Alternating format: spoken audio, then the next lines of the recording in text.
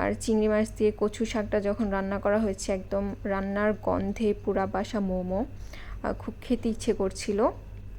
তো আম্মু কচু শাকের পাশাপাশি মাংস রান্না করেছে। আর আমার বোনকে সালাদ করতে বলেছি, সে কোনো কাজই না, বাট হচ্ছে বসে বসে এগুলোকে ঢং করছে একটু।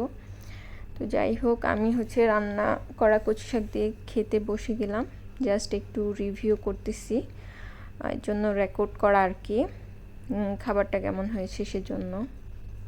আর মাংসটা আমার আম্মুর হাতের রান্না করা মাংস খুবই মজা হয়, উনি খুব একদম মাখো মাখো করে রান্না করেন। আর মাংসতে আলু, আমাদের যে কোনো মাংসতে আমরা আলু প্রেফার করি, খেতে খুবই ভালো লাগে। দেন বিসমিল্লাহ বলে সালাদ নিয়ে আমি শুরু করব। আসলে অনেক সময় ব্লগ শেয়ার করা হয় না, বাট আমার কাছে প্রচুর ব্লগ রয়েছে, সময় স্বল্পতার কারণে অথবা অনিচ্ছা থাকার কারণে আমি শেয়ার করতে পারি না। তো বিসমিল্লাহ বলে আমি একটু খেয়ে দেখেছি, খুবই মজা হয়েছে। আপনারা যারা কচু শাক রান্না করে খান, স্পেশালি চিংড়ি মাছ দিয়ে, তারা তো জানেন এটা খুবই টেস্টি হয়ে থাকে।